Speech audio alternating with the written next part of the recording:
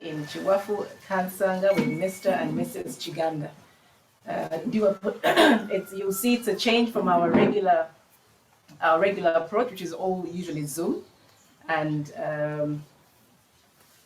we are trying out a new approach. So we've got Sanyu here, who is the daughter of Mr and Mrs Kiganda.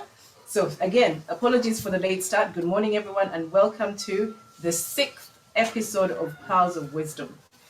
Today we have Mr and Mrs Kiganda, and proudly offered by Sanyu. I think Sanyu did a lot of work to get them here, so thank you very much, Sanyu, for getting us your parents. And so we're looking forward to this session, and I'll quickly read through some of what we have. But before we even get into the details of who Mr and Mrs Kiganda are, for anyone joining us for the first time, we are a monthly series that talks to those who've gone before us, our elders, and we try and get life lessons from them. We try and learn whatever it is that we can learn from them, and hopefully it will help us along our journey. And previously we've just had individual guests. We haven't had a couple. So this again is a milestone for us, our first couple on Pearls of Wisdom. And today we will be looking at some of the things they've had in their journey. Just bear with me a moment as I try and find the link that I'm looking.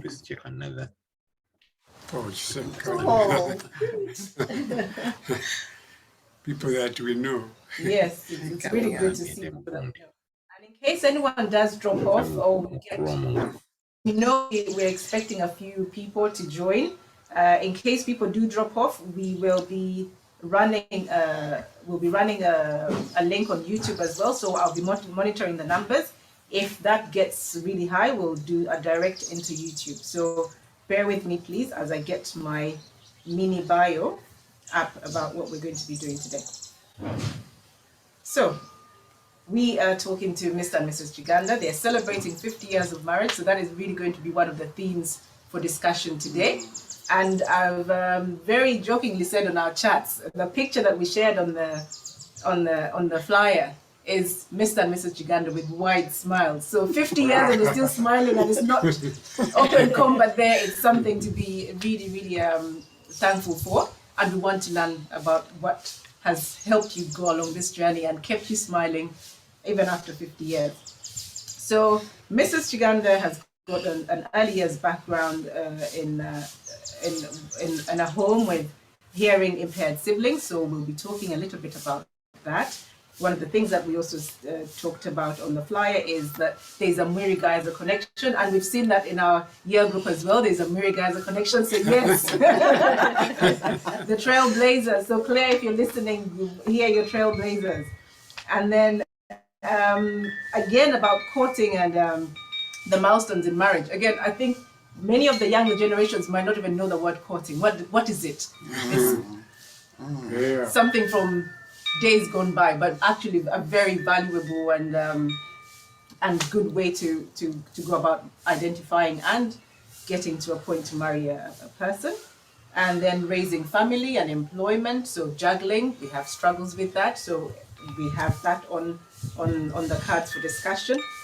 Investing and working towards retirement, because you are actively in retirement. You might have some activities here and there, but really in retirement. And our year group and people in our age group are quickly nearing retirement. So what can we learn from Mr and Mrs Kiganda? Caring for elderly parents in the home. This again is something that many of us in our generation are not familiar with, and might even struggle with the concept of caring for parents when it used to be the reverse. They used to care for us, so we're going to explore that. And related to Mrs Kiganda's early years in a home with hearing impaired siblings, she'll be talking about carrying on the legacy of deaf education and anything else that crops up. So it's really jam-packed, and we're really, really happy to see you. So with that as a short introduction, I'd like to say welcome, Mr and Mrs Kiganda. Thank you very much. Thank you. Thank you.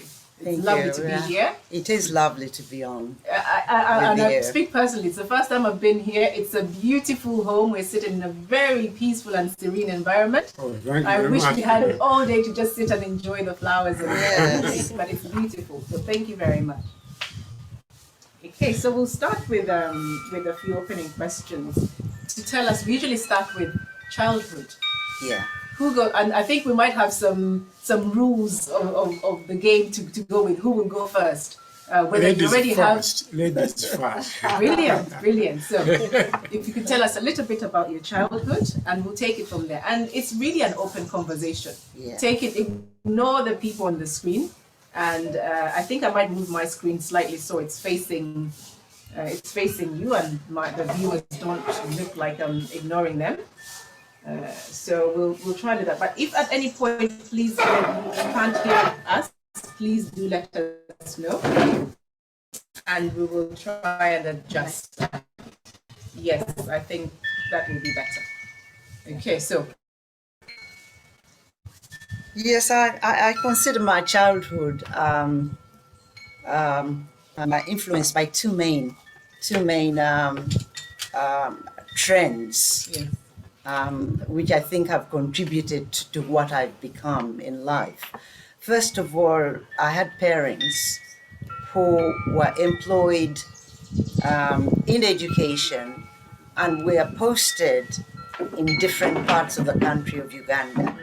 So we lived in Barara for Sophia's, and then we lived in Mbale, and then we lived in Kampala, of course. Yes. But made treasures of friends in all these places. And so that opened us up as kids to accepting other people from other ethnic groups. In fact, depending on where you were born, my two sisters were born in Ankole, so one was named Kambarara, another one Koruharo. And then Peter, who was born in Bali, was named Masaba. So, an integrated, really, childhood. And I think that's really good about the approach your parents took to name the children based on the region they were born. They are their names. It gives them a story to tell about why they're Baganda, but they're called Masaba. Yes. And right. Yes. And there were lots of children. My biological siblings, in the end, were 9, but there were lots and lots, like with many African homes. Yes. Like my mother's siblings were young enough to be children in our home, a lot of relatives. So the home was just always full. The other influence was having 2 of those 9 children deaf, one following the other. First of all, Mary, who was born in Barara and was called Kambarara, was deaf, and discovering that she was deaf was very dramatic because our house in Bali was very close to the main road, and she crawled off into the road without anybody knowing. Yes. And then a car came screeching and came to a stop, and she was just carrying on happily. She was a kind of toddler. Yes. And everybody realized she couldn't hear what was going on. So that was the discovery. And then soon after we discovered that Peter was just being born at that time. So some 8 months, a year later, my parents discovered the baby was also deaf. So it came as, they didn't show us to the children, but must have been a really big shock for them. However, for us, when the children were in the family, they were like everybody else. They would fight you and you would fight them, and we would joke, because we learned to lip read and understand what we were saying. So it was a very, very normal. It was as though they were hearing, perfectly integrated. And we didn't really realize there was anything much wrong. Yes. And that has contributed to my attitude, especially to the deaf community and deaf children, but to all disabled children. Given treatment as normal people among the community, it can become part of your worldview. Yes. And acceptance. Okay, thank you very much, Mrs. Kiganda. So, Mr. Kiganda, tell us a bit about your early years. My early years, mine was very different in the sense that I didn't live with my father and my mother. I was brought up mainly by my mother. My father was a driver. There used to be a bus, Sirwanga, those old ones probably know it, making that trip to Ruero and whatnot. And I suspect that they met with my mother and they got me.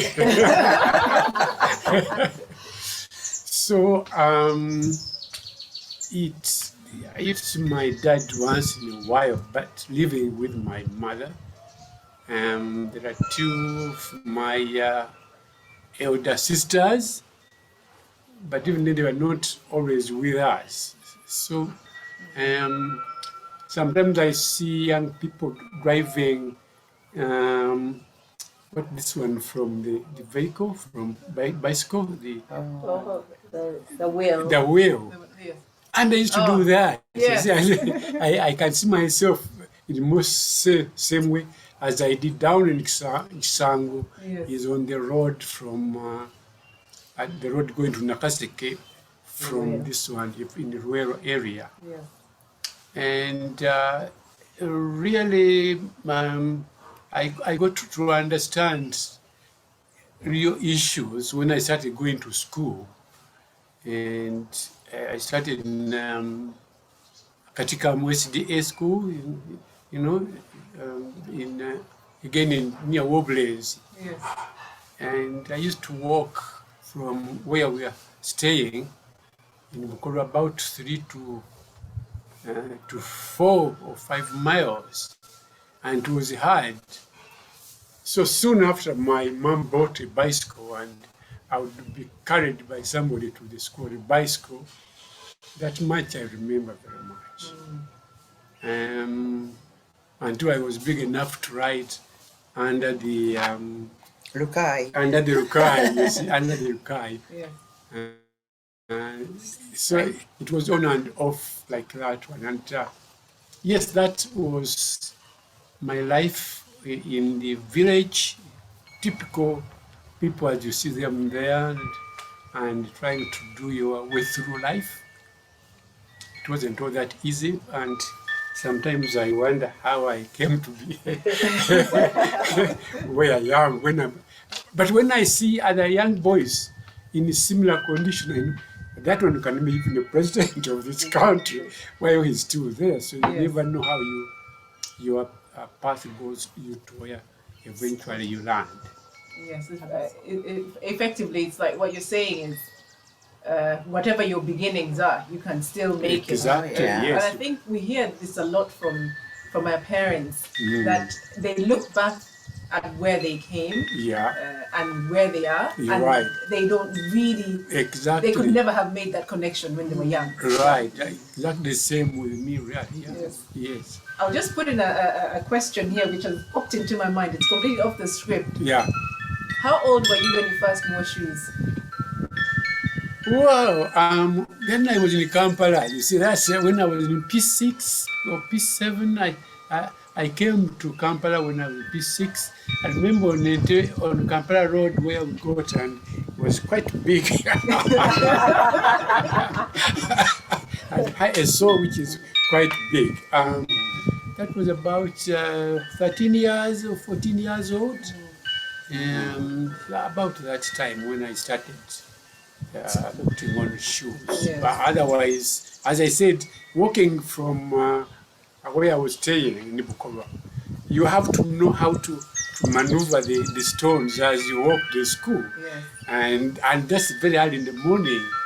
So this is quite different from what it is What it is for, now. for the children now here in, even my children, they don't know about this. What's cool? Yeah. So I think Mrs. Kiganda, you taught us one lesson you learned from your childhood with your deaf siblings about interacting with people. Mr. Kiganda, any key memorable lessons from your childhood?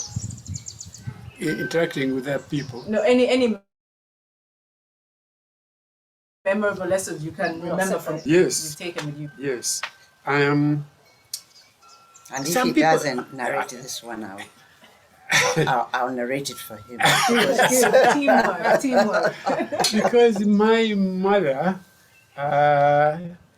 used to tell me, if you are ever been caught stealing from anybody and you are arrested, do not in any way ask them to bring to me or to ask that you want to see me again. You must know you are on your own.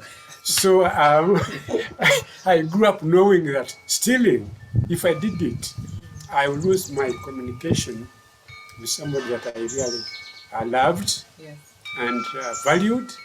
So that was completely out of the way. It's the one I was thinking. Because I've said this many times, really, because it was very, very significant to me. Each time I saw somebody being on handcuffs, and I want maybe his mother did not really emphasize this one, that you should never do anything that may lead you into some, crime of some kind. Yes. Authorities.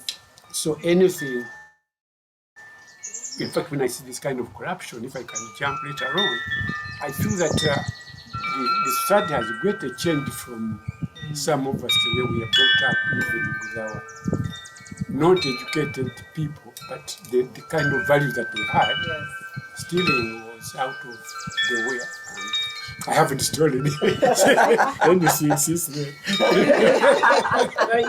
You touch on a point which I often like to emphasize, and again, it's something that I picked up from my own childhood. Is just because a person hasn't been schooled doesn't mean they're not educated. No, not at so all. there's a difference in Yeah. this current time, the generation we're in, that many people have gone to school, but they're not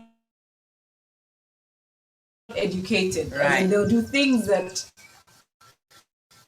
you call an educated mind. In fact, I give one example of that. I once, when I had gone up, where it had been raining and there was, not getting through. Stuck. Yeah, got stuck. And here was a very young boy, just as I used to be in those days. But he had seen people using the gunny, is it a gunny bag? A gunny bag, tires. You can get out. And when he saw me struggling, he said, "Excuse me, sir, don't you have a gunny bag? Because if you put it there, the guy will get up." And as a matter of fact, that time, I had the gunny bags in my car, because we're in this chicken business. And the moment I did it there, and I went out, and I said, "My God, I didn't know this boy." Village boy. Village boy, not even to push me whatnot, but using what he had learned, had seen, to help me to get out of my trouble. Yeah. It's education and Right. Street kind of education. Yes. Street smart. But it's still education and Exactly. applying what you've learned to Yep. situations that Yeah. you encounter. I think we'll move on to a final question about childhood, and then we've got a script of questions that we shared, but we may or may not follow it depending on how the conversation goes. Yeah. Right. So for our listeners, anyone who's just joined us, we're with Mr and Mrs Kiganda in their home here in Chiwafu Kansanga. A beautiful environment, beautiful couple, celebrating 50 years of marriage. this year, if not today. Is it when No, is it? it No, was January. In January. January. So Yeah. a whole year of celebrating 50 years. Exactly, And yeah. it's lovely to have you Yes. on the program. Yeah. So we're with them. They're telling us about the experiences, and based on what I've seen of the CVs, Mrs. Kiganda very skewed towards the education sector, and her professional life is on that side, and whereas Mr. Kiganda more along the business. So opposites in ways, but actually very well matched. And we've got their daughter Sanyu here, who's choreographing and producing and moderating the parents. So Sanyu, if at any point you'd like to say something, jump in and say it. And it's a monthly series that we have and hold and host people older than us who've taken life's journey, and we learn from them. Whatever, even if I tell people, even if it's a single thing you learn from a person, it helps you navigate through life that much better. At about 11 o'clock, we'll be introducing our next set of guests for next month. So stay tuned for that time when we introduce our guests. I'm not giving away anything, but we will introduce the guests at 11 o'clock at the halfway point. So back to our conversation with Mr. and Mrs. Kiganda. Any lessons that you have ensured you have taken on and passed to your children, either from your own childhood or picked up along life? It's a very general question. Any experiences that Yeah. Okay, I'll from childhood, yes. It's not an explicit lesson. It's always been an implicit kind of underneath but watching my mother struggle to bring us up. And we did realize for many reasons that my mother shed tears protecting and foraging for her children and her home. And it was so painful for the children to see that. So I made a personal and private commitment that I would never in my life do anything that would bring another tear to my mother's eyes. And I've walked with that principle throughout life, and I think it's kept me on the straight and narrow. It's a personal principle, but I think a lot of my siblings somehow shared it, and it's kept us going. And I'm sure your children have also seen I hope. that devotion I and commitment to your mother. I hope. Okay, so we'll move on to education. So we'll move into the world of education.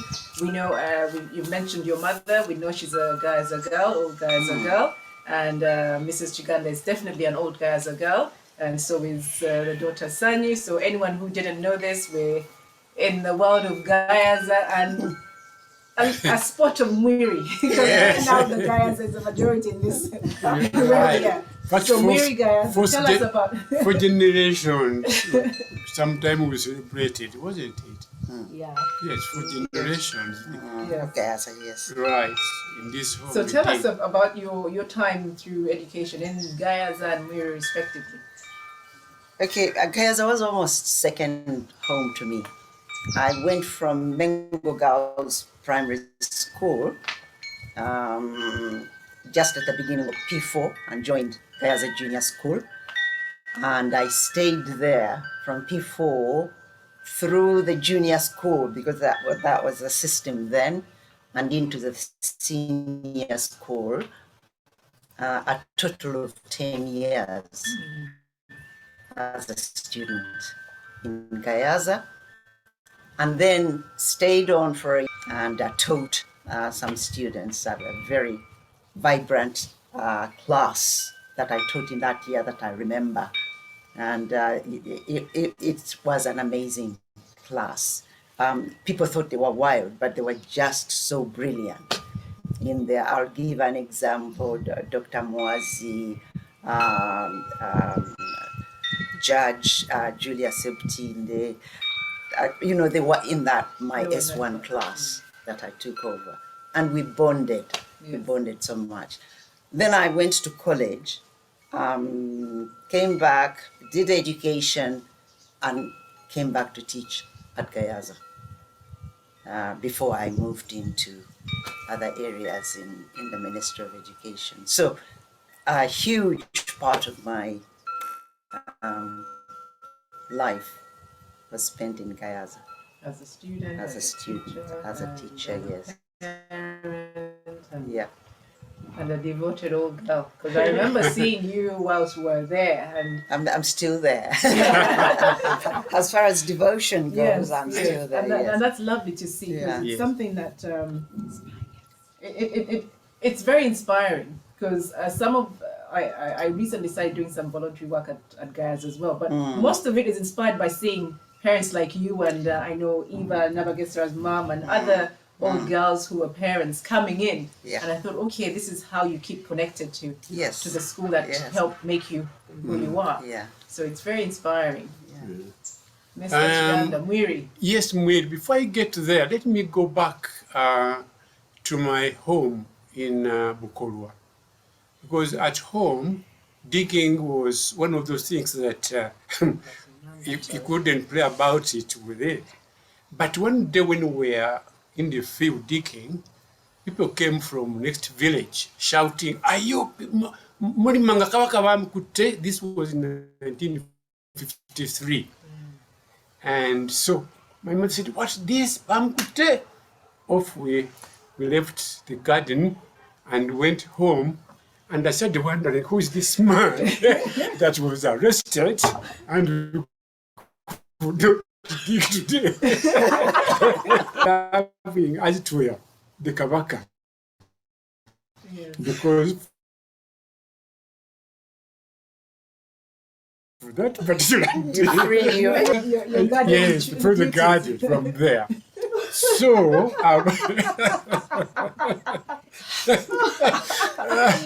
so later on, when I've gone through different schools from Katikamu, I went to Agreb Memorial School, then to Chibuli, and before I went to Mwiri. Why I'm bringing this one is that because my family was poor, could not afford me at Mwiri, we had to apply for Bursaries or scholarship? a scholarship from Uganda government.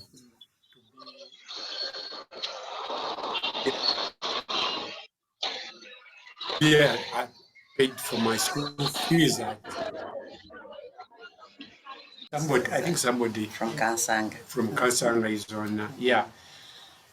And so from my village in Bukolwa, we would fill the forms, take it to the Muluka chief, then the Gombolola, and up to Mengo. And after J2, I wasn't quite sure I would go to senior one because there wasn't enough resources to take me there. But I had an uncle who said, no, even if one term, you can go to senior one and study there. And then we apply for this scholarship from Uganda government. And while I was in the class at Mwiri, the bursar came to me, "Kiganda, you have got a bursary from your government." Yeah. My God, this added to idea love for the Uganda kingdom. And so since then, should have one, it's the bad right here because I've got it. So the Uganda government, as it were, started with me in the early stages of life. And I went to Mwiri and they were paying for my school fees, and I was assured of studying throughout the senior 1 to senior 4. I must add that I didn't disappoint The kingdom. the kingdom because I was doing well. Yes, I was doing well throughout this one. Yes. But maybe the point we wanted to make here was that he did not know anybody along the way. No. It was not who you know that will take you there. It was just the system which will take you through to the whoever authority had it, and then go ahead and be supported. So actually, I must say that we used to support back now that we're working to make a contribution to the Uganda government, because we think this is a very noble cause for this kind of people in the country who cannot afford on their own to pay the school fees. But I know they are doing a good job, the Uganda government, and I'm one of the beneficiaries of that facility, yes. And it's possible, if this country wanted to raise up kids from way down in the villages, if we have a proper system that is not corrupt, so that deserving kids can find their way up to the very top of the education system. And it's a cycle, because if those deserving kids, as you said, and they have the capacity to actually do very well. It's just because of the background you have, it doesn't mean you haven't got the capacity or the skills. You just never get the opportunity. Yes. And they in turn go around and then inform and change and impact the society, and it's a cycle. Yes, it's a cycle, but it's heartbreaking when I see opportunities being missed in areas where things could be done very differently by very deserving kids. Yeah. Okay, anything? So we've got obviously many parents we have on the line, and we'll ask what advice you would give to us as parents. Yes, parents at this age. So anywhere with children from late teens into early childhood, so wherever it is, to guide and advise our children on the type of education they need in order to be prepared for the world. What advice would you give us? The parents at this time are very stuck, because they're all looking at schools that are performing very well in UNEP, and that is okay, but it has its limitations. It's very important for a parent who is looking to a broad but also value-filled education for their children, to look at schools that give values, that explicitly look at giving kids values, and also schools that give kids a broad education to develop their different talents, not merely to exercise their brains, as it were, but that will give them the opportunity to develop in sports, to develop in the arts, to develop in other areas in life that they might end up in. So values and broad exposure. Okay, I'll just explore that one with you, Mrs. Kiganda, a bit more, because you have a background in education, in curriculum setting, and a very in-depth experience of the education sector in Uganda. And you may be aware of the changes that are happening in the schools, as that you say that we are now as parents looking at performance of schools in terms of UNEB and exam passes, and not the wider and broader offering to the child. What can we do to challenge schools to move back to offering a wide spectrum to the children, and not just focus on exam results? Well, it has to do with really what government will allow schools to do. Although on paper in the curriculum requirements and so on, in theory, they're providing for this. In fact, the new broader curriculum specifies that children should go into skills where they use their hands. In practice, though, it's an examination-driven system. And at the end of the day, you find it is that the kids who perform well, although, you know, we know that it's not always kids who perform well, but schools which can cheat their way Yes. into good results. So I think government is trying to lay down rules and regulations that on paper Yes. provide for a broader education. A lot of parents, of course, who can afford it have gone for international or semi-international curriculum schools because those are broader. They explore a child's talents. But we have to get to the point where there is a will for government to enforce these things in the schools.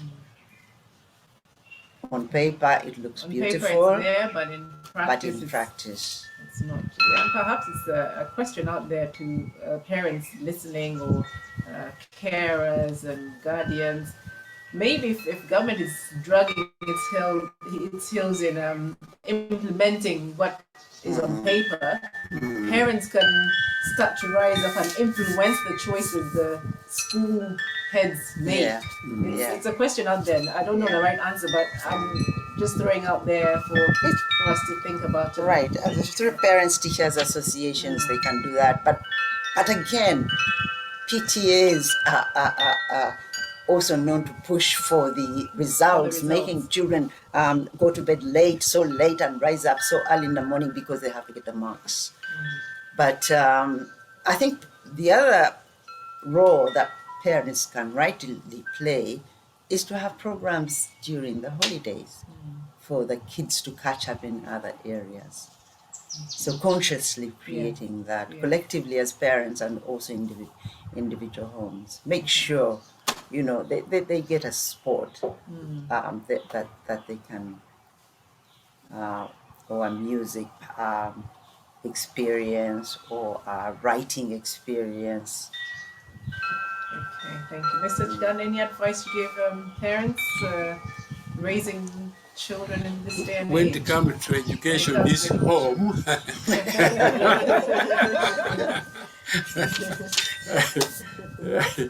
No. He plays golf sometimes. He plays chess, and so influencing kids in those areas. I think. Yeah, maybe a little more about single parents.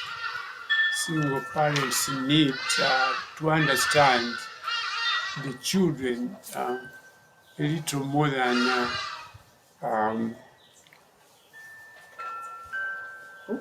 I'm saying that single parents has a challenge with the children because the children tend to be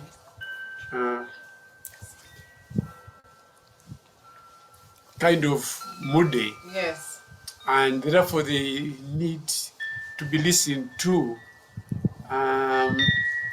If I can recall just my experience, sometimes this searching of the care of the other parent can affect the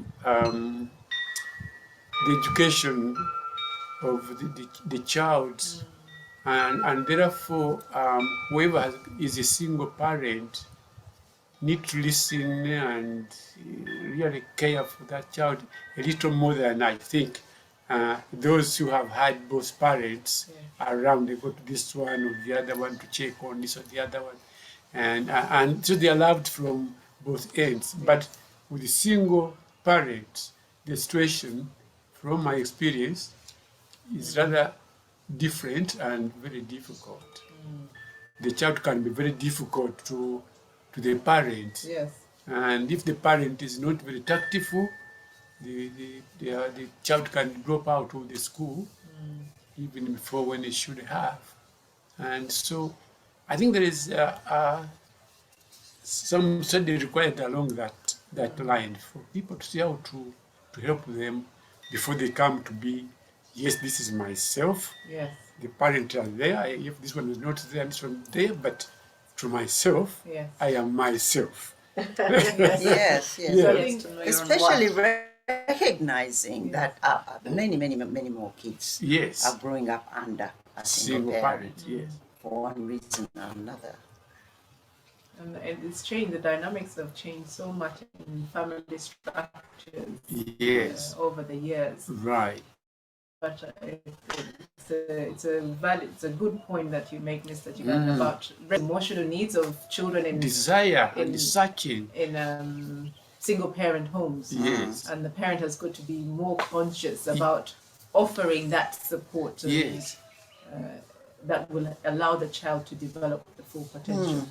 Which Because if they don't whatever is develop not it fast- whatever is not supplied, the child feels if the other one was here, Yes. I would have got shoes much earlier. Very true, very true. Yeah. But I think childhood is an interesting time that you often go through it, you experience it, but you actually value those experiences much older when you're much older. Exactly. Yes. Yeah, That's much right. later. So it's only when you're 20 years down the line that you go look back and appreciate that Yeah. Exactly. this happened for this reason. Oh, now I understand why this was happening. And I think for the child to be able to do that when they're older, they need that stability in the childhood for them Yes. to take the path that is being fashioned by the parents Yes. and accept it, and then they'll reflect on it much later. Yes. Okay, so moving on to family. Many people, when you're starting out, I don't know what it was like when you were starting out after you'd been educated and then moving into married life, and actually I'll even take a stop there before moving into family, because there's a very important thing. We've got a couple here. How did you meet? Then we can talk about family. Yeah. Miri, Gayaza, Well, moving around. actually, maybe lots of- at our time, the links between Gayaza and Mwiri were not very strong. I think we used to do some country dancing, you know, when we had the country dancing lessons with Miss Cutler. Remember that? Miss Cutler was there at your time. Oh yes, she Wow. was. She was there, I think, for over 30 years. She was definitely there. Yes. We yes. found her. Actually, she I thought started with us. I think she started with us. She and Miss Hobdi Yes. started with us. Okay. But the country dancing, I think Mary happened to be doing country dancing as well. So we Well, meet to the art. Very, very. but Buddha was a bigger competitor because we had more activities with them. But this was not a Mwiri Gayaza connection, actually. No. It was more maybe Makerere College School, University, and in my final year, as I was teaching, waiting to go to college, I met him briefly, and then towards the end of the year, I had to go off to the States. But before you go there, let me also say something about this. Okay. Because her singing was really the the beginning of this thing, I would say, because Gayaza used to come and sing when I was in the university. They would come and sing, and Christine could sing, you believe me or not. And therefore, particularly when she was singing solo, something that kind, I said, who's this young girl who sings like this way? That was, I think, in my final year. And I used to see her in the town, particularly with her mom. They used to walk as a group in Kampala, and you see them and you see young girl. But then, to cut the story short, then one of her uncle happened to be my friend, James I'm talking about. And And I was saying, hey, there is this girl who sings like this one from Gayaza. And I said, oh, you're talking Christine? He said, yes, you know her. I said, oh, she's my relative. And so I said, look, can I? And this is so specific, this story, because she told me, look, at this time, she's not here. She's going to Chigezi. But I was visiting Hilda. right. But that she had to come back because there was a wedding which she had to attend. But if you hold on, I'll be able to. I think she's going anywhere. So, of course, when it came back, James was aware of this one, introduced ourselves. We went to have Christos, that was the place on the Christos Kampala was Road. famous There was at that time. somewhere there where you could go and have good tea and good cakes and whatnot. So James took us there, and this Christine, this John, and he left us there. And it was my humble duty to start. But one thing also struck me, that which I must mention, I didn't know whether she was trying to impress me or not. She said, oh, I will take tea without sugar, you know. That on the very first day. She wasn't trying to. Now she can tell us whether you try to impress me, even recall. I haven't taken sugar in tea Up to now. since I was That about time, 20. yeah, right. Okay. Yeah. So she wasn't trying to impress No, she wasn't, She but was already that- alive. Yeah. Yes. Okay, and then how long after that That That beginning. meeting? Yes. did you get married? Well, I went off to university. He came to university to America for a course for a year. So we glued the relationship then. He left me there, and I had to continue for another year for my master's studies. But he had given me an engagement ring before he left. Yeah. So finished the year, came back, and then that's when we formalized it. The thing about this period was amazing. Communication was so slow. You know, if anybody wrote you a letter, you couldn't expect that you could get it. It was 2 weeks later, because it all had to be by physical mail. But was really good, because you would sit and write your letter and send it there for somebody to read and internalize to see what you are saying, and and then you wait for reply.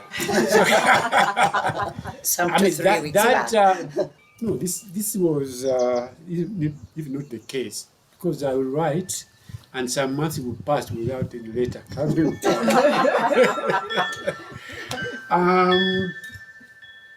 Quite interesting, because we separated rather too early after we had met. You know, she didn't come to the university. And left in about August in the same year. And so we were not quite sure that we were really going to make it. So it was kind of...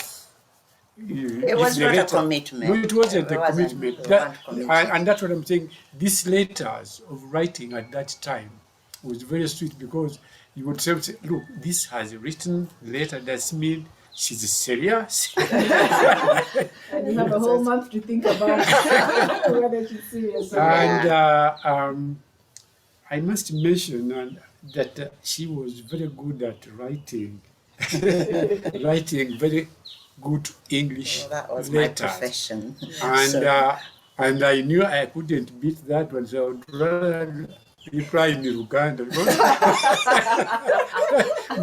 My Uganda was good. So I thought, look, if I go this way, I may not bring out my point so well. So let me also emphasize Uganda, but I realized that English writing was very good indeed, and I wish I could get one of the letters. Okay. Okay, maybe the lesson we carry from this was that we were allowed to keep things simple. I think this generation is really complicating things. After we got engaged, I always told my mother, what was happening to me. I said, I met this boy and so on, and we did get engaged. And I said, he's coming back to Uganda, and could we arrange for you, my family at Bakuli, for him to come and visit you? And I was in the States. And so, that communication, 2 weeks, 3 weeks, then the connection was made. He went alone and met my entire family without me being there. And that's when he was accepted into the family. Without you being there, Without me being without there. 5 changes of clothes and I know. Yes. I know. Our dance young, groups and Very our bands. young good. sister Deborah was very helpful because it was kind of through her that I would be able to gather whether the family had accepted and accepted me or not. Yes. Their grandmother was still there. Sanyu, Jaja Sanyu. Yeah. And oh no, she was comparing me with my brother-in-law, William Unganwa. Oh, you are tall like Like William. Yeah. That sort of thing. Yeah. But so things were very, very simplified. There was no fundraising. He had to get the resources that he had for our wedding to take place. My family took care of all the clothing and so on, and it's a huge family.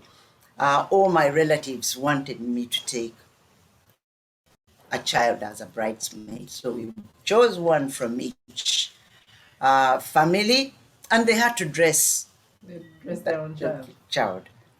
child. One thing happened that sticks in the memory. 2 weeks before the wedding, thieves broke into our house and stole everything. The materials that I brought from abroad. My mother was a beautiful seamstress, and she made my wedding dress. So everything was stolen, and we had to go. So he took the money that was to be spent on any alcohol, beer, Yeah. and gave it to us.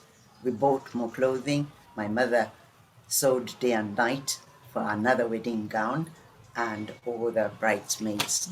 And everything was speak and span at the end of the 2 weeks. 2 weeks. At the end of 2 weeks. So the wedding was without any alcohol. We didn't miss it that much. No. We were dressed to kill. So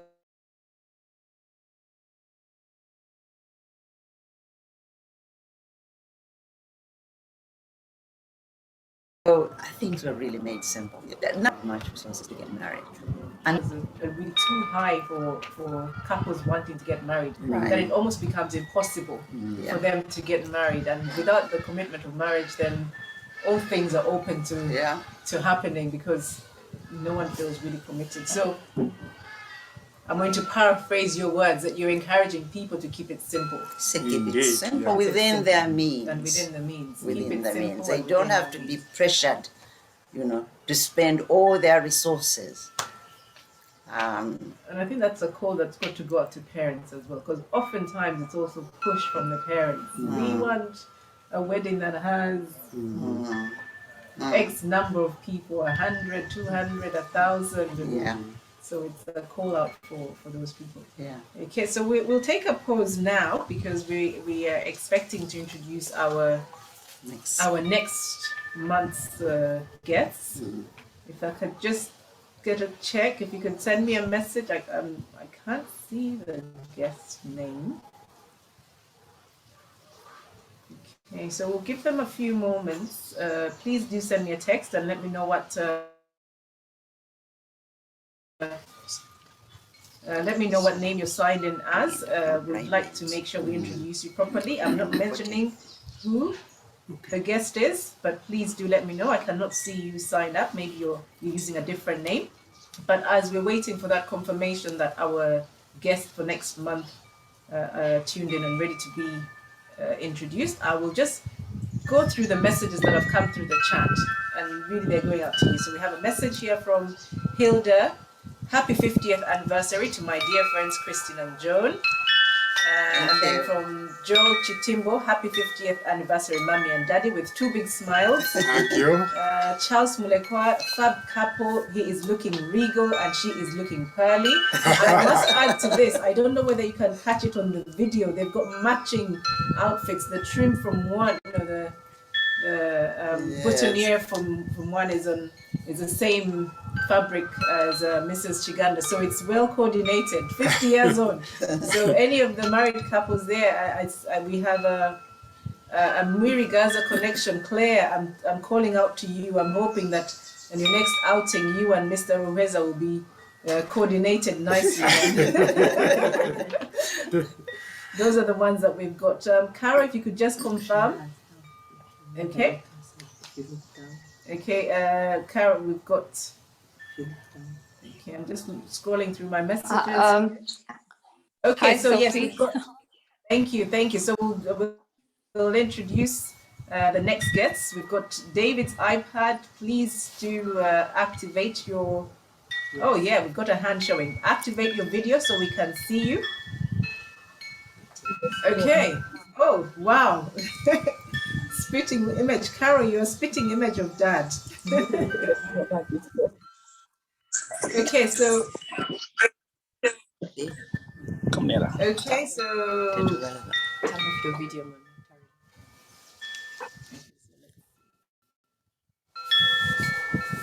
I think Yeah. yes, if you could just do a sound check so we can confirm that we can hear you. Yes, can you hear us? Yes, we can hear you. Okay, so thank you very much. We've got good morning, Mr. and Mrs. David and Rachel Opiokello. Good morning, lovely to see you. I definitely would have recognized Mr. Opiokello from the look. Carol's got that exact look. Perhaps Mrs. Carol's mom, not quite, but we're lovely to see you. Lovely to see you. I know you're shocked, but it's something that just came to me as the video came on. So apologies if I've offended, but lovely couple. They've been together 40 years. Again, contender for the 50 year anniversary. So next round we have a couple. So it's a lovely trend having couples on the program. Both are retired and they currently live in Lira, where they run a primary and secondary school. Mr. and Mrs. Opiokello are parents to Carol Aliek Bayenga, who is in our year group, again a parent of ours. We've been looking forward to lining them up as well, just as we look forward to lining up Mr. and Mrs. Kiganda. So lovely that Mr. and Mrs. Opiokello are lined up to be our guests in May. And whilst Mr. Opiokello is from Lira, Carol's mom, Mrs. Opiokello, is from Bunyore in Western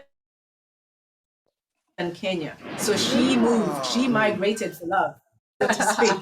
And I think the first time we were told about this was very inspiring. Again, migrating to Uganda. It might not seem very far for people in the current day, but it is a journey moving far from what you call home. And the two met in Dar es Salaam in Tanzania during the heydays of the East African community. Wow. So thank God for the East African community. Yeah. And they will share their story from meeting in Tanzania, living in Kenya, relocating back to Uganda, and raising their family, amongst other things. So the thing about the school in Lira, again, far away from Kampala, where I know Carol lives in Kampala with her family. So away from their children, they'll be talking to us about that. So thank you very much. Welcome, and please do say some words.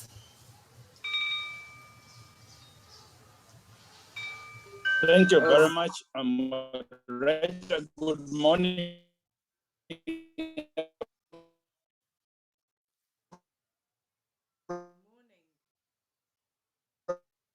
Everyone. I must say that we have really enjoyed the program today. I'm wishing we had started that tuning to the program much earlier. We have a couple with experience. I think. Can you hear us? Yes. I just turned off your video for better quality audio. Okay. Yeah. The network in Lira is rather poor, so we have not been able to. Sometimes we have missed a few items because of the network, but generally speaking, we have been able to, I think, to see everything. So we are looking forward very much to sharing our lives towards the end of the month when we are ready to be able to do that. So we thank the organizers very much for what you have been doing. Thank you very much.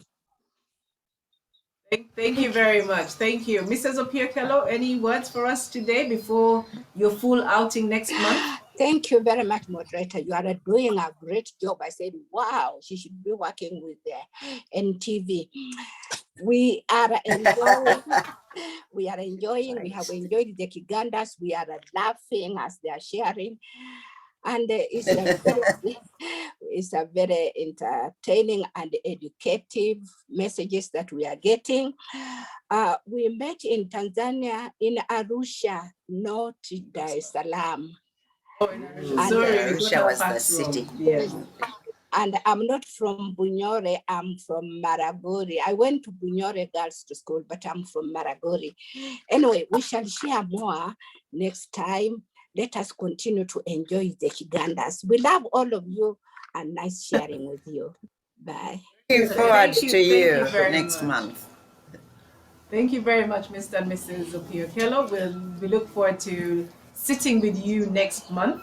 It may be a virtual sitting, but we will sit with you nonetheless. So thank you very much. Those are our guests for next month. We will confirm via text and WhatsApp the dates for the session next month. So back to Mr. and Mrs. Kiganda. If you could put that video back. If you could put your video back, and we'll read. I'll ask Sanyu to read through some of these messages that have come through the chat.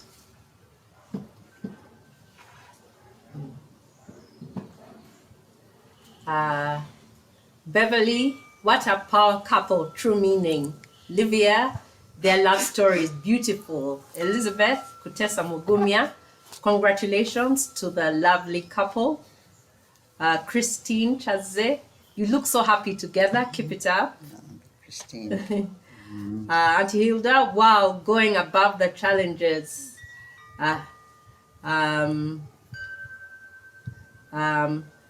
Mr. Stephen Muvirukalenge, happy anniversary, Kojan, Mrs. Kiganda.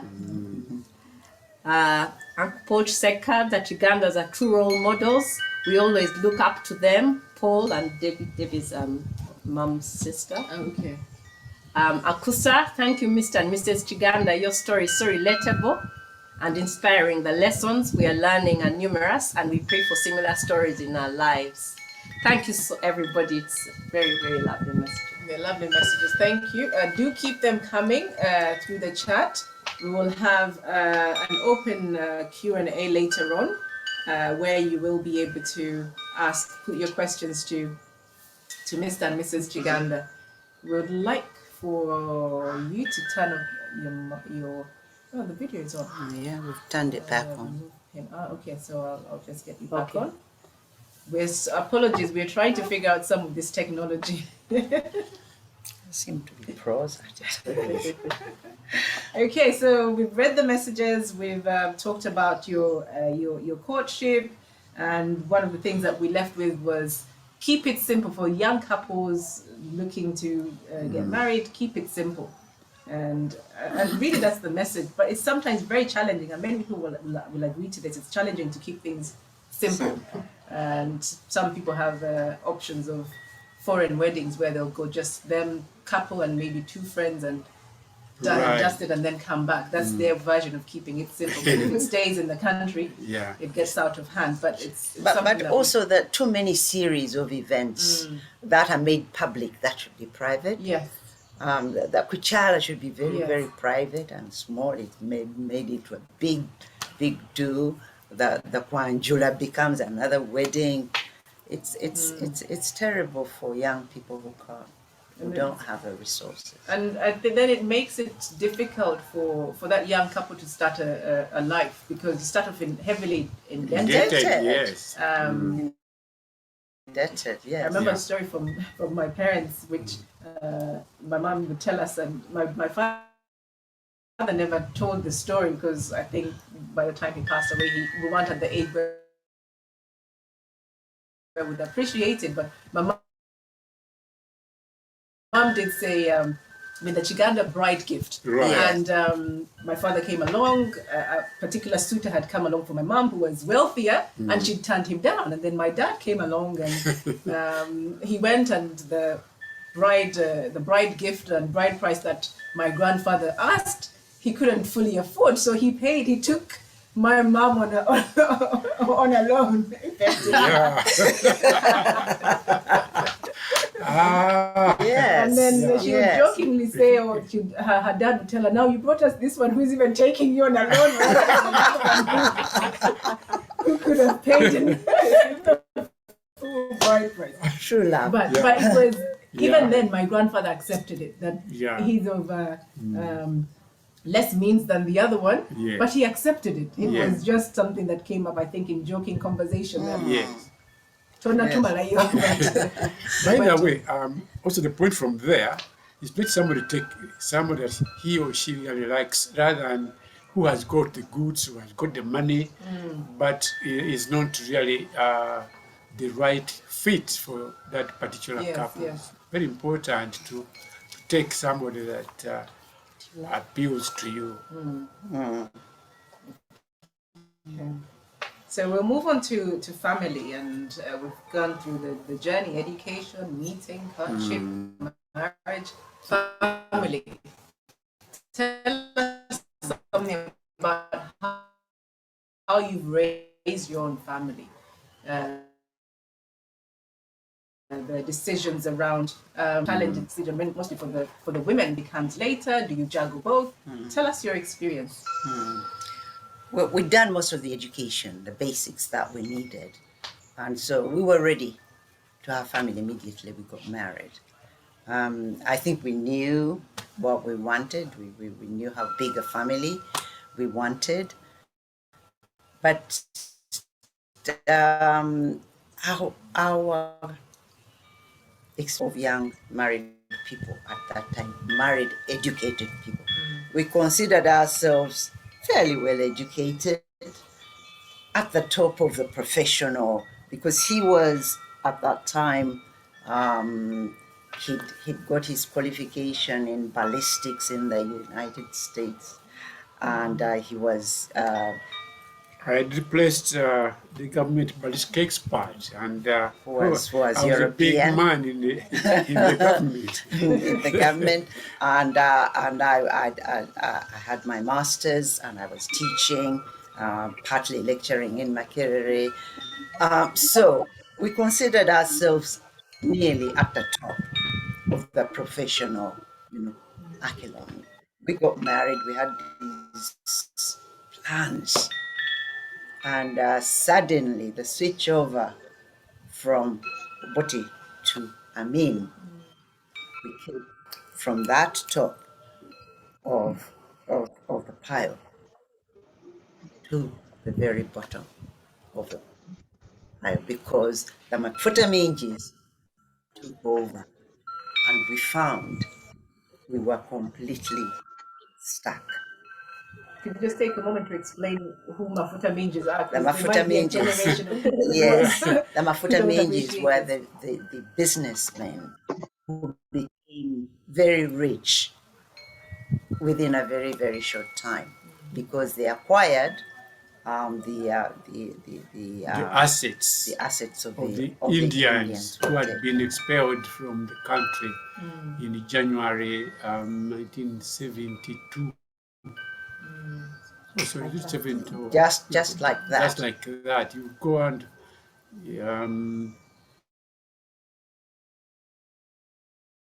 big shop together with the banker, and this went to really to people from the Aminis area mainly.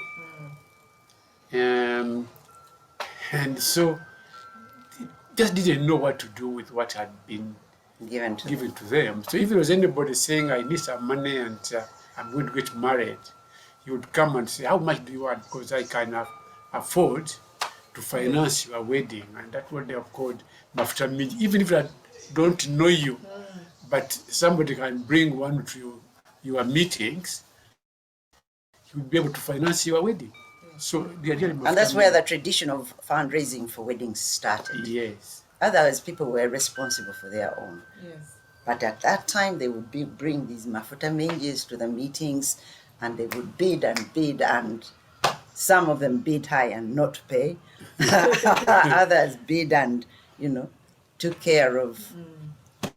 So people caught on to that and started fundraising for their weddings.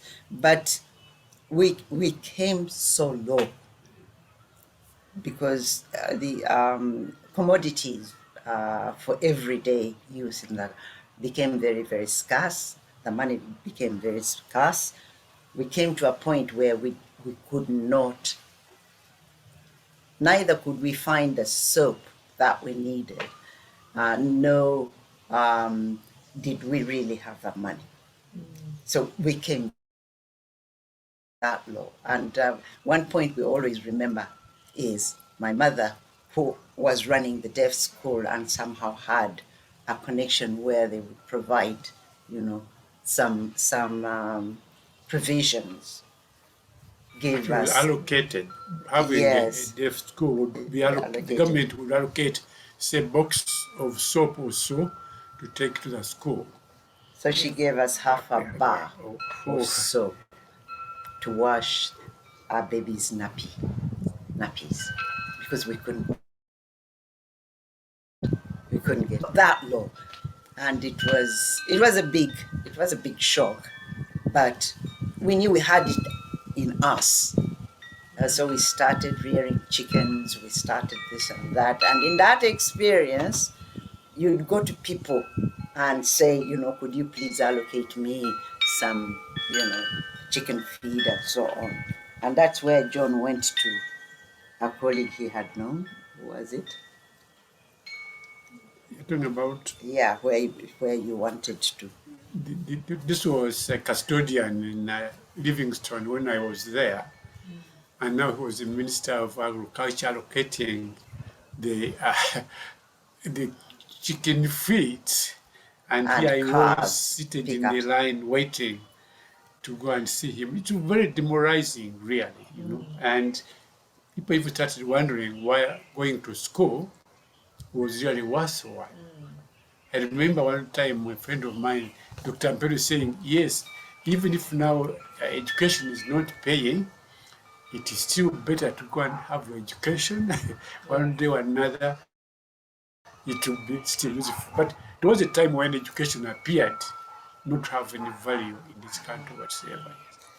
So that generally was a picture of that our early years in marriage. But of course, things then changed as regimes changed, and we found our way in our professions and worked our way through. But it was very tough. It was very tough when these ones were kids. Yes. It was. But let me make this point, because particularly to young people who may face this, when you have married from a certain family, you continue to feel your weight, your pride, and this sort of thing. But you get to a stage where your mother-in-law has got to, to give you a piece of soap for your home. This was a big challenge to me at that time. Maybe it was the first experience that I felt in my court, am I failing with my family? But then there was nothing on the, on the market that you could get for this. What am I saying? That if a similar case does come up, the young parents would have to accept to go to that stage To be helped. to be helped rather than to Kafira. to continue feeling that this is not because I still feel it. We know later on to joke about it with our mother-in-law. Yeah. But at that time, I still felt it and was not all that easy.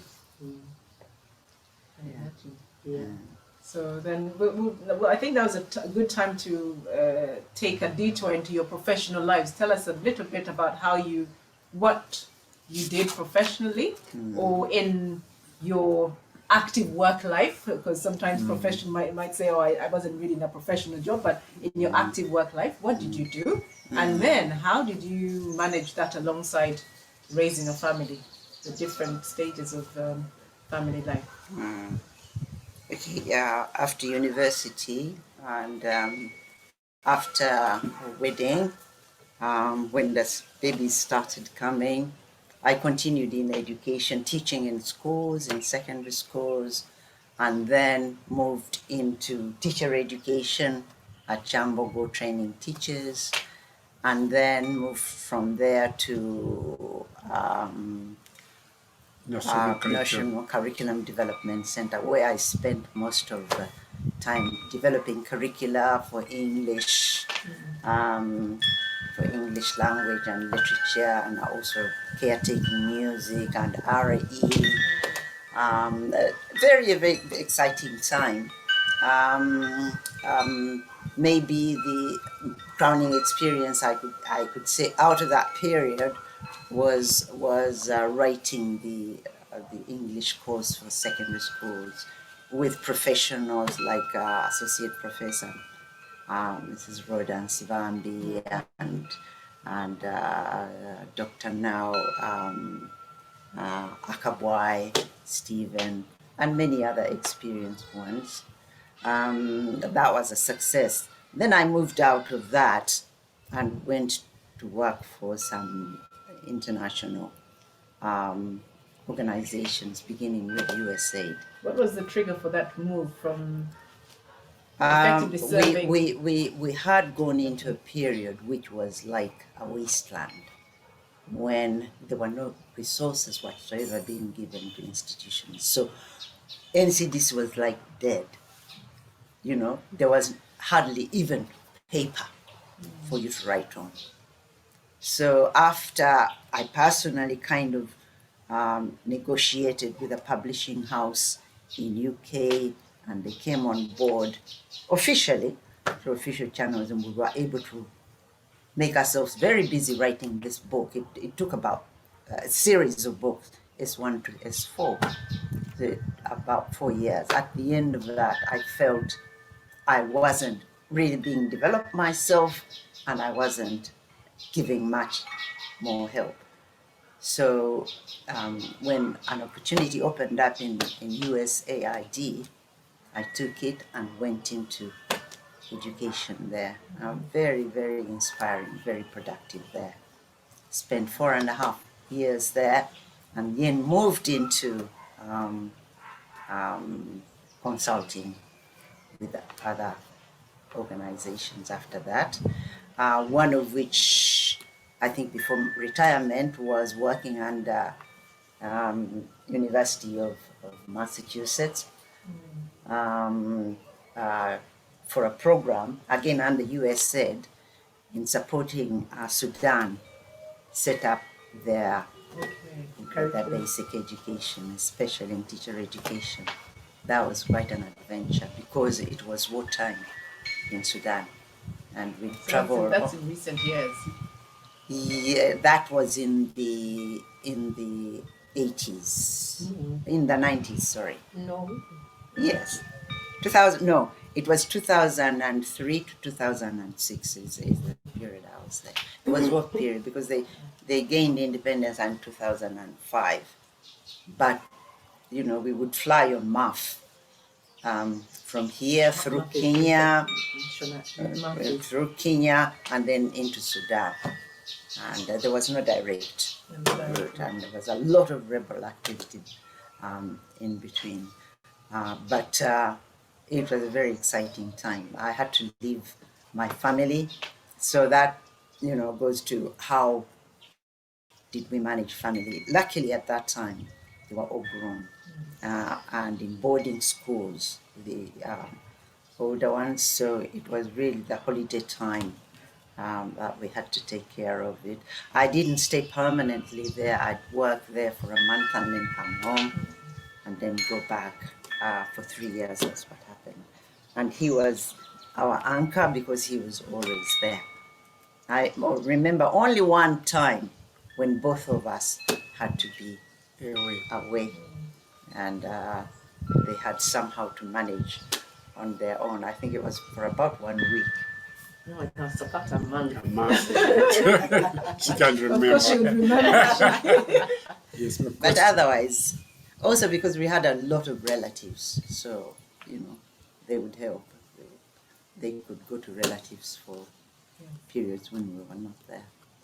But otherwise, I think we were very lucky in that we had each other, but also, yes, but also the relatives who could always take in children.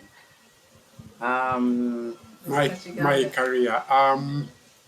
When I left the university, we are talking 1967.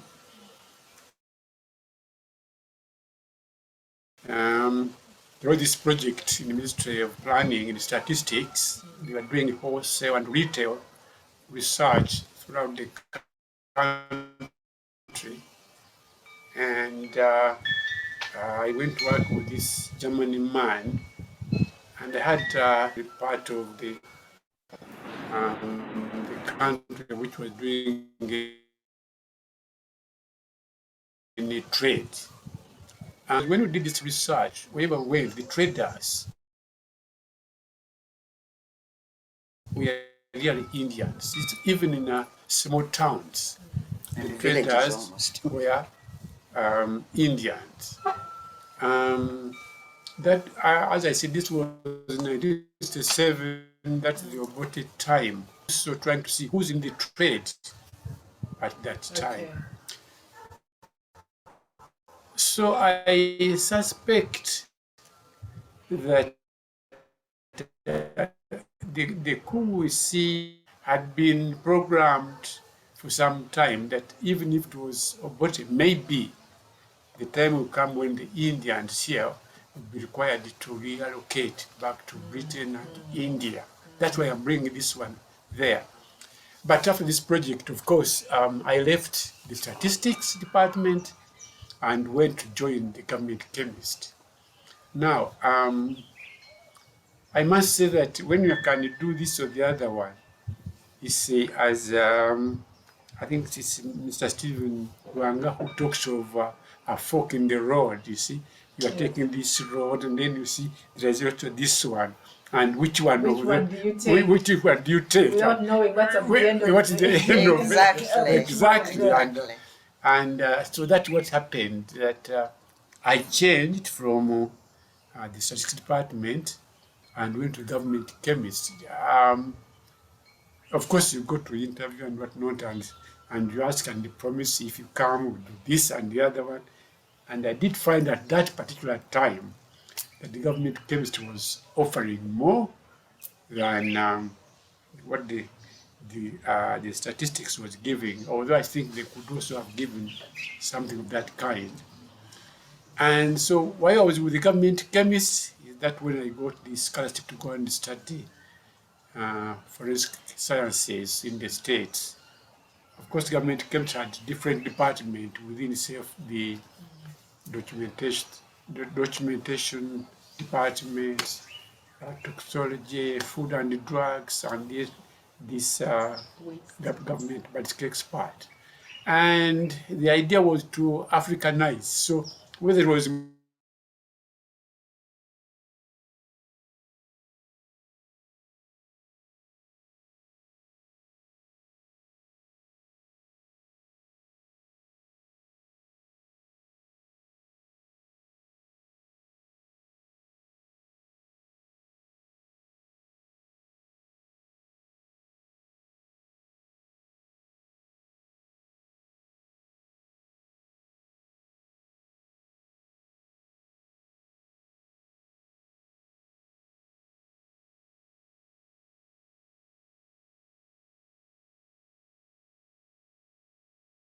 Okay, just bear with us a moment. It appears that we lost the audio coming through from Mr. and Mrs. Kiganda. Just bear with us as we sort that out.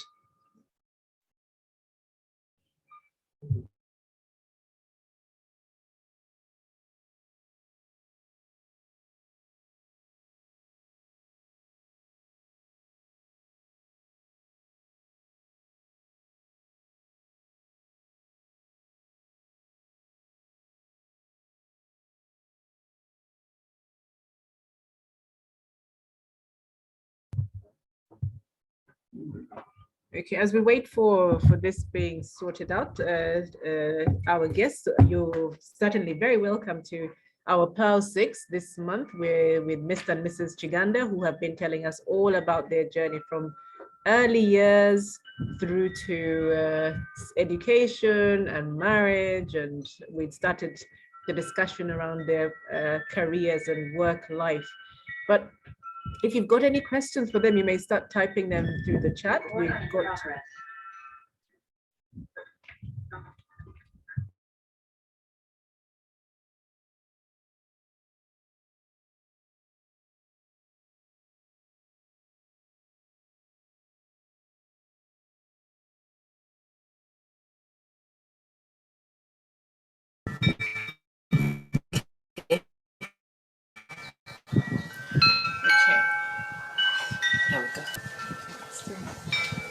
okay, so I think we're back. So before that mild interruption, we're just talking through career with Mr. Kiganda.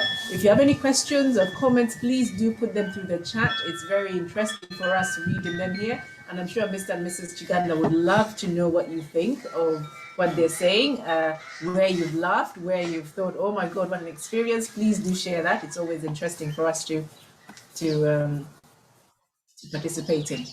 So we've got Mr. Kiganda. If you could please carry on. I think we broke off just as you were. I was still in the government, but we're talking about Mr. Grimley's job and things. Right. Take it. To take it up. And when I left and I was the one in the chair, there came this challenge of this man, Dennis Hills. Some old people who know him, what he wrote about the white pumpkins and arrested, and the police found some toy guns from him to bring to me, and they wanted a report saying this man had these guns in his home. But as a professional, give that kind of evidence to them which they wanted. It's a toy gun. They were toy guns and they don't qualify the government what a gun is and what's not. And that was not going on well, as if you refuse to give the proper reports of what people wanted. Yes, and was so sensitive. Soon after I found I had to write and resign from the government and make arrangements, move even out of the country, at least for some time. And that's when I went to Germany.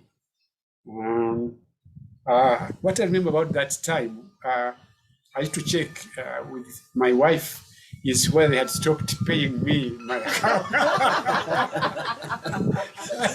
And he would say, no, they have paid my my God. Because paying into my account meant that for me, their home, they know he's not here. And yet, she was big. So all this were really challenges. She was heavy. Oh, okay, she was heavy, yes. But eventually, of course, they stopped following me. They stopped paying me.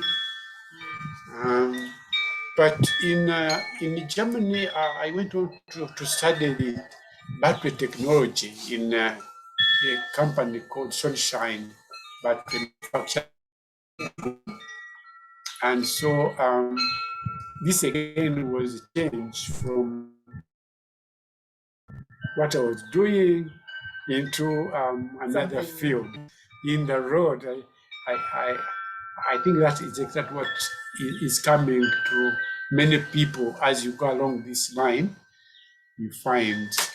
And I was supported by a young man who was very adventurous and industrialist, but he mixed the industry or the manufacturing with the politics. And to cut the story short, eventually he collapsed. And therefore I was on the street for some years because when it collapsed, there was no job. That time jobs had got scarce. And even today, is it back? Are we okay? Yes. Today, when I see people being chased who are doing hawking, and I said, well, if that was my time, I would have been one of those. Because I started hawking, I had no job. And so I would go on the street and sell, because I was using my car to load the soap or the candles, or things were very scarce at that time. We are talking about the Amin's time at the later part of it. And so life was really difficult for professionals. Yeah. Very difficult. Professors driving taxis. Yes, everybody was there to do something to survive. The side hustle. And this hawking is interesting, if I can recall, because you have to know when is your customers ready for you. When it rained, I knew I would be able to market my candles. The following day, I would pack, and do you want any pack? Oh yes, give me 2 or 3. So the business was good, and I know you can be a hawker and then make it again. We are talking earlier on that you can be anybody anywhere sometime, but as time goes on, you can improve your way of this. So I tried a lot of things. I went into maize milling. I went into trading in ladies, garments, all sorts of things. To go Britain or whatever, buy them, bring them here, and find a way of marketing them. And then later in 1980s, there was a need to have again an African as to work into battery industry. The pressure on people who are using foreigners was here, and UK Coradec side wanted to find an African to take over from the Mzungu in this associated battery of theirs here. And I was one of those who were really educated for this. I had learned this one and practiced very little. So they took me in, and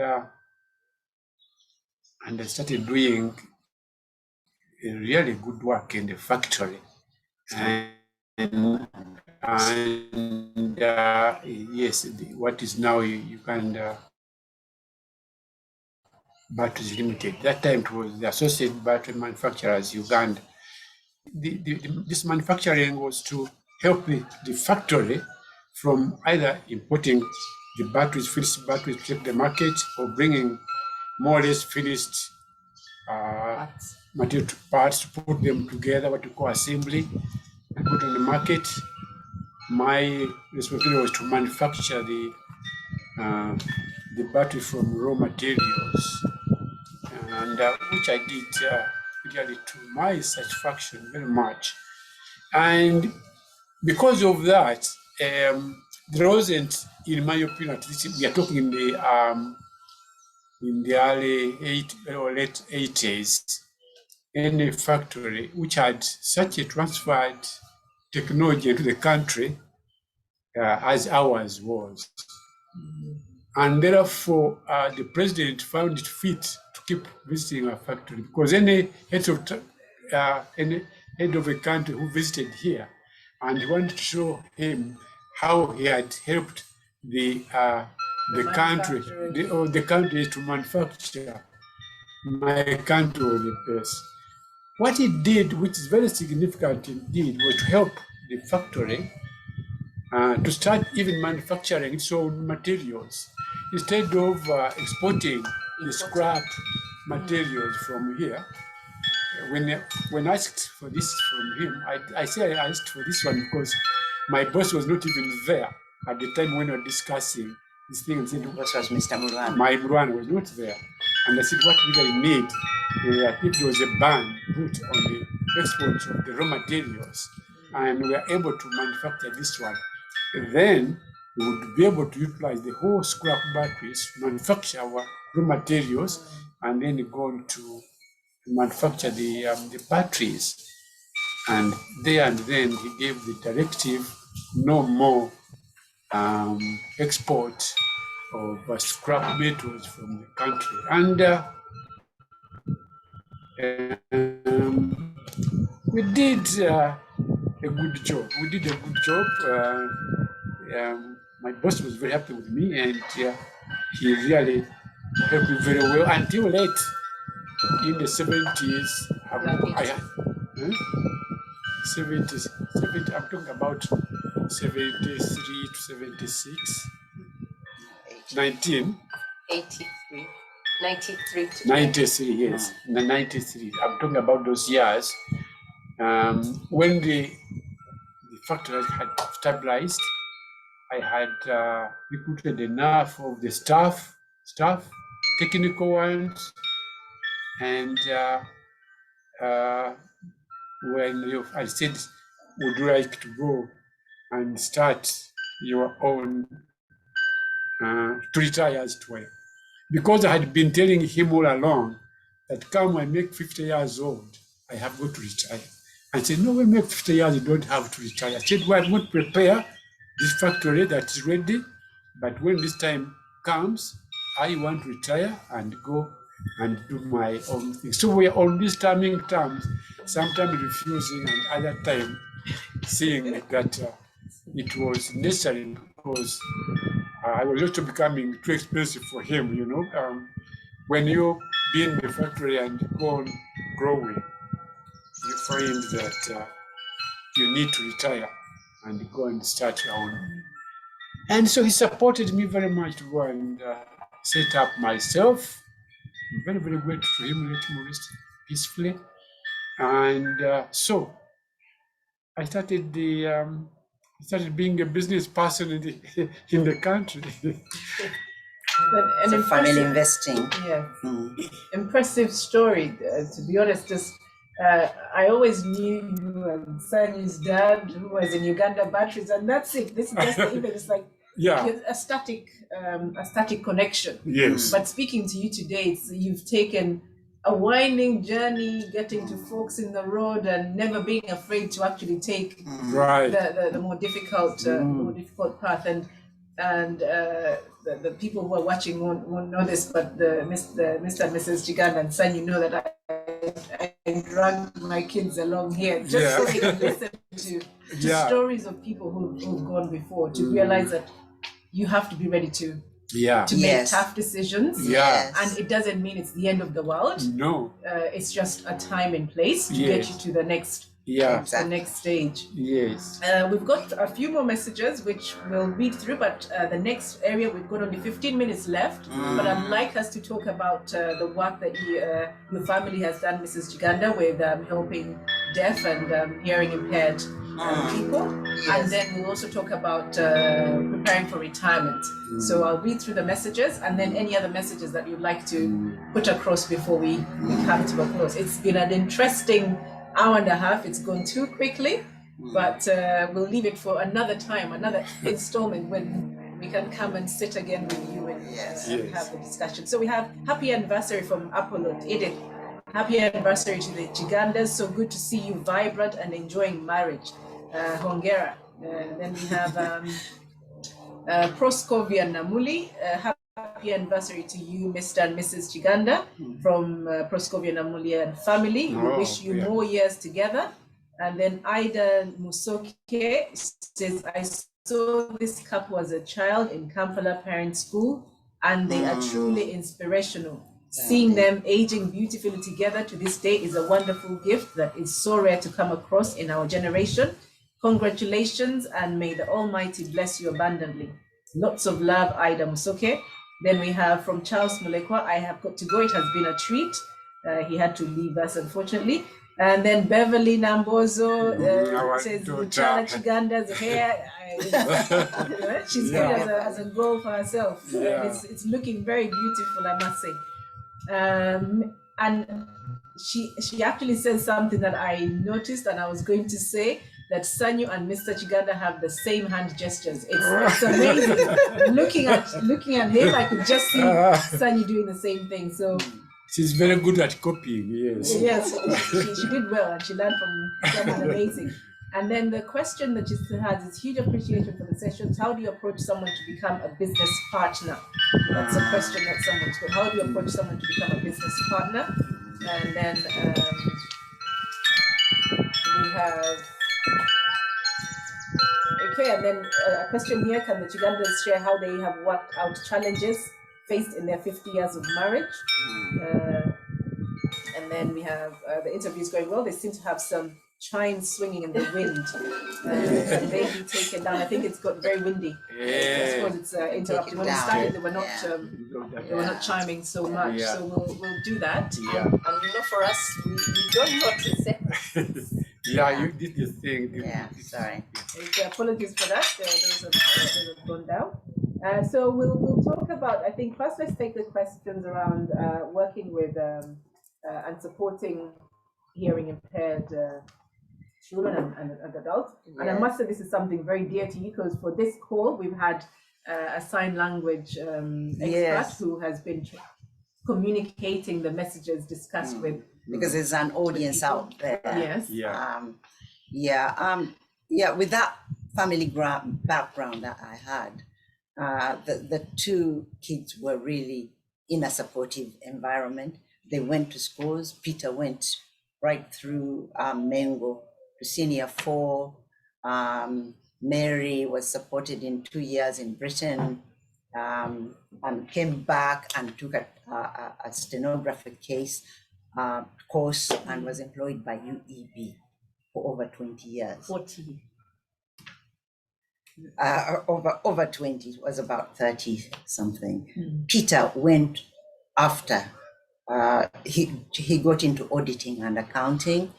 He went into the States. The minute he got to the States, the difference between, our governments, he was given an interpreter personally. He would take him to lectures and everything, and he would interpret for them. So he did his degree in accounting, and he rose up the ladder and became an accountant in state treasury with his limitations,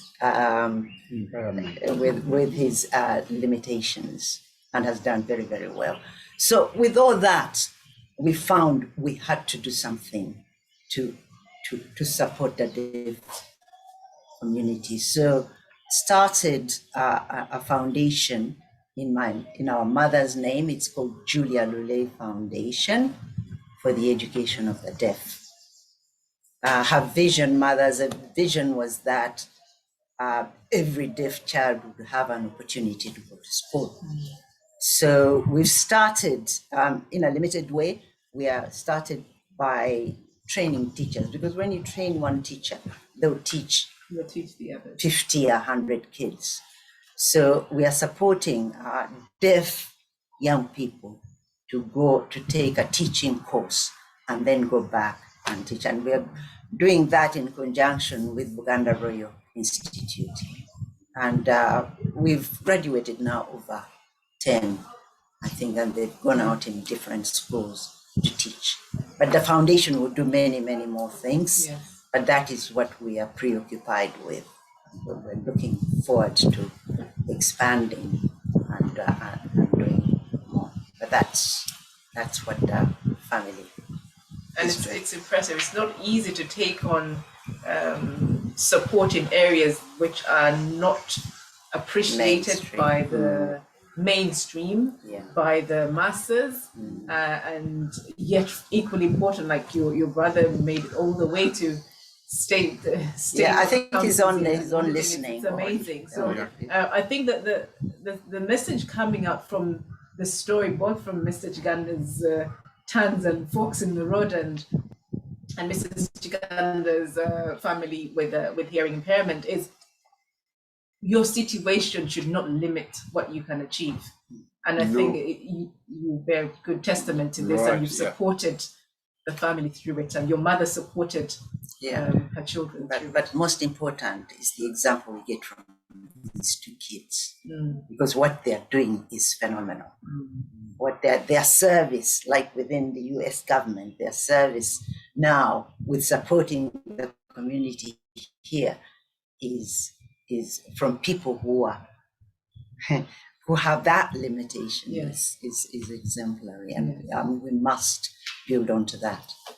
And make sure children's potential isn't lost, because the child there has got the potential. What we do with it is what will make the difference as to whether they contribute positively to society or not. Yeah. Right. Okay, thank you for that. So being done by the deaf, please do get in touch with us, and we'll make the connection with Mrs. Kiganda and the foundation, the Julie the Deaf Foundation, that is working to help the outcomes of hearing impaired children. Let's not hide them away in the bedrooms. Yes. As they used to do. Yeah, there are some. And I think they people, still do. Many families still do. Yeah, but this is a call to them that somebody somewhere can help you to get your deaf child to become a very useful person of the society. They are usually very, very talented in different areas. Okay.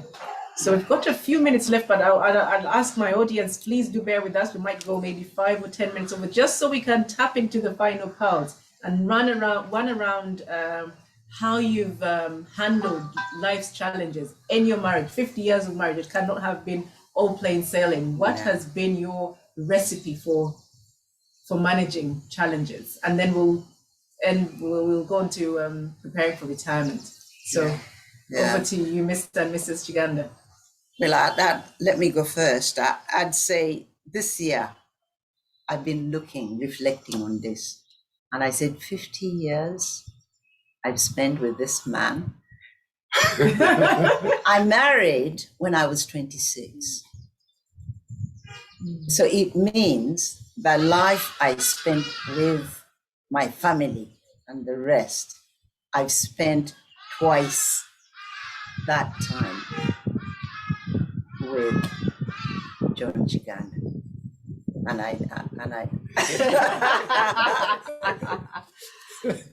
I said that's phenomenal. That's amazing. As you live it, you don't realize what it is. But when you come to this fork in the road, you said, my goodness, what a journey we've traveled.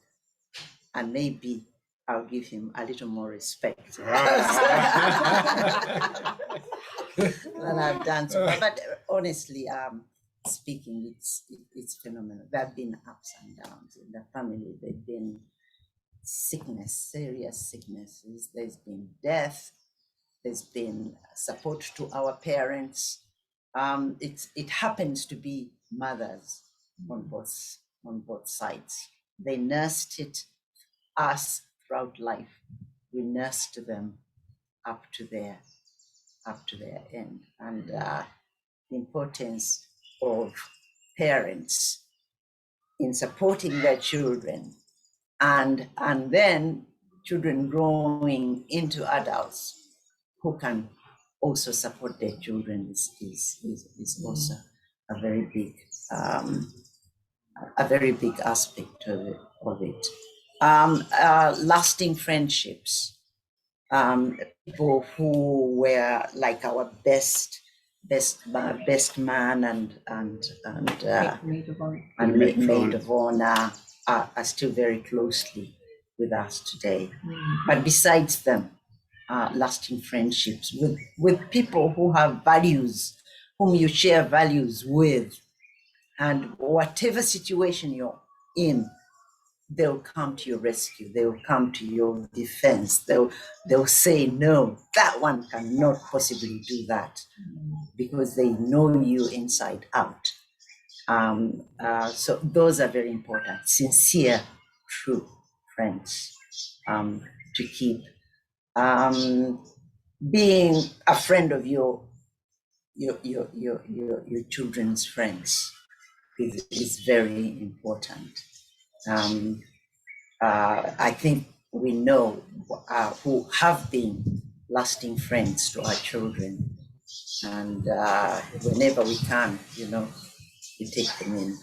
Taking on children who may be blood relatives or who may not, and supporting whenever you can. Because we learned from our parents that it was not only their biological children that they had to support, but they supported a whole lot of children. And then we meet in adult life and we are like, brothers and sisters. Yes. Albeit from different parents. Although you were not necessarily blood relatives. But it's so important whenever you can. I think I'll leave him to. Yes, the Reverend who taught us at the beginning of our counseling session was a very interesting man. He said, here I am preparing to go and get married, but one of you should never point a finger at the other. And at that time, I thought that was not possible. It was even funny. But as you go along, you find there would have been a time for me to say, look, Christine, this is not acceptable. But communication between us, in my opinion, has been very, very helpful, that we can discuss any topic, whatever it is, together. But when you're in our bedroom, we can discuss any topic without fear or favor between us. And so that way, together with prayers, prayers is as a way of somebody revealing what is not going on well with her or with him. And so at the end of the prayers, you can see when you did this one, what actually was it in your mind? So you can start discussing the issue there and there. In other words, what I'm talking about this communication is that you are being helped by your partner to understand what he or she is not comfortable with, and you can discuss. And this way, you get to know your partner very well. And you can even take a decision. I can take a decision on her part, and I think I can do this one, because if Christine wants this one, this is what it is, she will need this one. And the end, you would hear her say, even if I was there, that is what I would have chosen. And that encourages you another time to be able to select or do this one for her. And let me say one interesting thing about this one, that we used to have a group where we meet and have lunch together. And one time they said the men are going to collect food for their wives. And I went and collected a small portion of food, and I brought it to Christine, while other men collected mountains. And the men was, why don't you, bring small food like Mr. Kiganda has done? But that's because all along I was in the communication to know what's want to eat, what doesn't want to eat, and so communication between us, I think, has been key to keep us going and to continue to do that. You can add on that. I don't think we have much time. We Right. have plenty, but yeah. Yeah. It's beautiful, I think. So anyone again that would like to listen to more, I think we can go through Sanyu and have some private sessions on more about what can make marriage work. And us. It's very challenging times that we're in with social media and the impact on external forces and impacting the relationships and the marriage. But I would like to round up this work we've talked through your early years, education, work, family, and then your retirement. How can people prepare for retirement? What advice would you give in preparation for retirement? Actually, if I could go first, that is something that you cannot allow to come on itself. You have to plan for it. As I was saying earlier on, I told my boss that when it comes 50 years, I've got to retire. And I've got to prepare yourself. What am I going to retire on? Because you know where you are. Time is going to come and you leave that place. So at 50, when I retired, the next thing was to try to get my family to come together so that we can build something on which we retire. I can assure you that's not an easy task. This was a good job in USA to say, look, that's a good place, but you have to retire when you are still strong to come and we start what we think we live for. We got our son who is a CPA.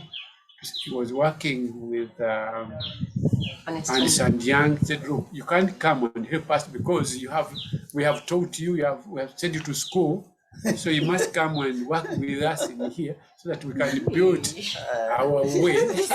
Sound dictatorial. No, not dictatorial, because why I'm saying this one, the parents who come and they find you are working with your people, your children, they will say, look, you didn't get a job, you're working with your parents. And that's not good at all, because they encourage the children who would have loved to work with their parents for the future, feeling that they are small because they are working with their parents. That's what I may have looked a bit aggressive, but that's what I try to drive on. That must be very strong to believe that I can work with my parents to build our retiring time. That if you work with them, we believe, even if you leave when your time has come, they'll be able to continue working on what you have decided to work on. I think the emphasis was on looking to the future and building for it. It was very hard for me to leave USA because they loved me being with them, and they tried to fight it. But we had to look at the future. So we started a family business, Battery Plus Limited, which had many angles because I was very interested also in decorative items. So we had a side hustle called Deco Limited, which dealt in decorations for functions and so on, ribbons and so that was another thing that we brought on. We started in books, since my profession was in books, as a bookshop, and as a business in this environment didn't do too well. So we went more into deco items. So we kind of built it all together. Another aspect of retirement that we've discovered very important You can't go into retirement and shut up and say, now I can rest. Because the minute you do that, you're going to go downhill. We've been very, very busy people all our lives. And it looks like during retirement we are busier than we ever were when we were employed. But that's good. It keeps you young and Exactly, vibrant. exactly. It keeps you young and vibrant and in contact, in connection with what's going on around you and around the world and technology. He has a joke. Yeah. He doesn't going ahead. He wants to see everything, and so wherever you stop, it was still, but we're enjoying retirement. We're enjoying good health, and we're trying to keep on our feet for as long as possible. By the way, if Eating this healthy, feeding, she has done a very good job, because I'm not very good at eating, really. It's terrible. But we have got to know what I have to eat, and she goes all her way to look to eat that I eat well and and keep growing. And eating well doesn't mean eating meat every day. No, it doesn't mean hardly that. No. It means eating healthy. Yeah. Eating By the way, healthy. playing golf and chess are other activities that I do that I find worth trying, because golf gives you good time to walk on the course, but when you're seated, chess can also test your brain as you go along, and so I know to keep enjoying the life where you can. Definitely, and this is what has come across, that we Yeah. have had an amazing life together, the 50 years, through the ups and downs that were in the socio-economic Very environment, much so, yeah. through your own family situations, but you're still smiling, 50 years on, and busy and active. And the one thing we haven't had the chance to really talk about, but I will mention because it's important and dear to your life, is the book you're writing for the church, Right. which is going to be Yes. published Yeah. in the coming month, in May. Yeah. Yeah. Yeah. But you can say something about that, and then you tell us something that we can close this episode with. Yes, something I was very, very excited about. His brainchild. Yeah, because during the lockdown, the church started an online service, which we attended. And in addition to that one, they started building around a boundary on our church. So during this time, people were contributing about 890,000 shillings, if I can remember correctly, to build a panel like this one, from this wall to another one. And while we are there, the family of the late Honorable Savannah Kititu and his wife, his family, contributed 890,000 for this kind of panel. And one of the young people on the online said, "Look, if they have done that, let there be A little label. a little label to indicate that this was given away by Honorable Savannah Kizito." And that wouldn't go well with me. I said, "What? For all this man did in this church is to be remembered by this small panel?" So that drove me kind of mad. And I talked to my wife and said, "Look, we need to write something that people can see what people have done in this church." The Honorable Savannah Kizito, right from the beginning of that what he church. did in the church was a lot of work. And he said, "No, we cannot do that one. That's a lot of work." And so I talked to other, in peace, my friend, Barnabas Kabembe. He said, "That is good, but that's a lot of work. Can you talk to my wife?" I said, "I will." I talked to her. I said, "That's a very big job. You can't do it." In the end, I collected about 8 people or so, And Mr. Kibirige gave us a place to start think about it, and everybody thought it was viable. He involved the reverend and the people in the church, and they came and sat all of us here, and I explained what I felt that needs to be done, and some people are not saying that's not possible. If you make a book, we buy it, and so on and so forth.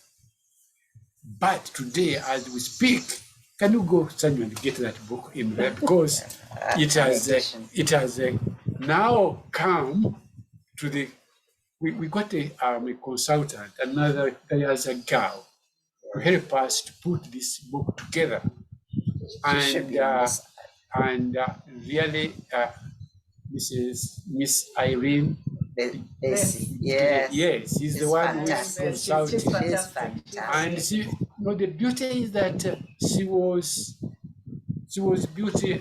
What's the word? She was really got to like the idea very much, and did say that if we start it, we'll be able to complete it. And now this book is to be launched on the 18th of March by the Bishop, 15th of May, by the Bishop of Memory, the Reverend Chuluwaira. And then they're going to take it to the Matters Day Namugongo on the 3rd of June as a contribution of a project of my church or our church. And therefore, this is something like, can we show it here or there? We can show it. If you hold it between yes, this one is called Faith in Action. You see, 40 years of 40 years of Liar. And you look in this one, you see, it's not an ordinary book. It's still about the Christians and what they have done for their church. That you remember, including people like Stevana Kizito and all sorts of some of them were seniors. I think the oldest in this book is Mr. Kabaza, who started the English service in our church, and so it's close to 100 years old. Close to that one. So I feel very proud. Yeah, there he is. Really yeah, there he is. So histories of ordinary people in this community, this church community, recorded, but given by themselves and recorded.